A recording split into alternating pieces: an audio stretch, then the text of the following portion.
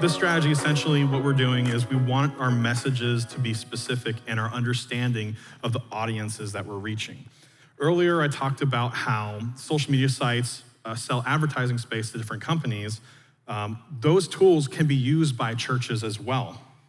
You know, the same type of tools that people use to sell Oreos is the same tools that our church sites can use to put the message of Jesus Christ onto someone's social feed. Caleb, Zach, and I, we also have a YouTube channel. We might have mentioned it.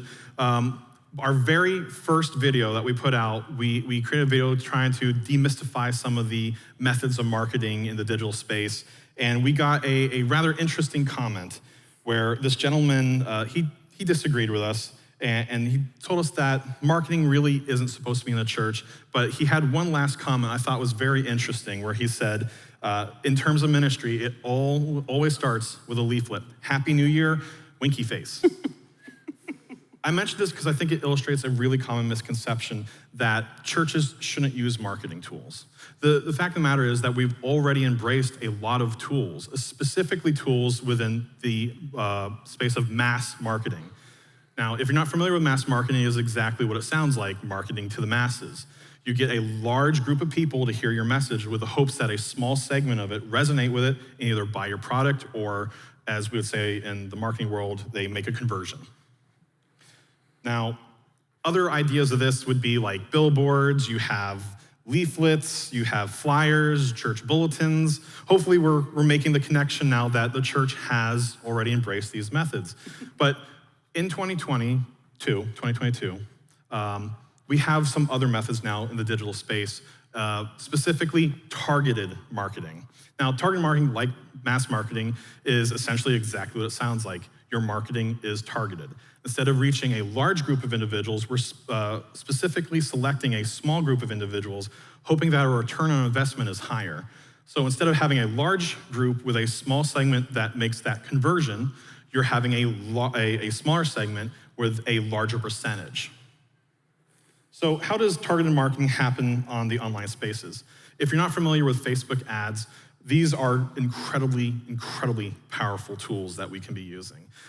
When Caleb and I were working at Grand Rapids First, Caleb recently made the choice to go full-time Blackbar, which is awesome. I'm still there at Grand Rapids First, but while we were there, we developed a marketing campaign where we picked 3 individuals from our congregation, sat them down, had them tell their stories, and then we posted their stories online. One of those individuals was our friend Tito. Tito is a husband. He has kids that go to our church, and his story was specifically about how his kids interacted with God through the ministries at our church.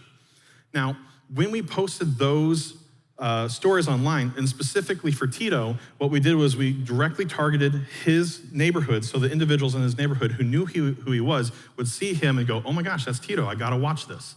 We also specifically wanted to reach individuals that were parents of children, specifically young children.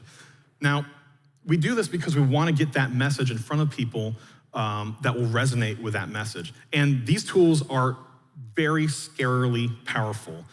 You have the power to specifically find people by age, by their gender, where they went to school, where they were born. I mean, as Caleb has joked a couple times, if you wanted to, you could literally find left-handed truckers and put an advertisement right in front of them. Now, if you remember earlier, we had the example I said about the women's quilting retreat. What if we were able to put advertisements directly in front of people, specifically with that example, women who are interested in quilting local to your area? I think our churches would see a higher return on investment for those posts. Now, it doesn't stop there. We can also use these tools not just to promote our events, but also put the gospel in front of somebody.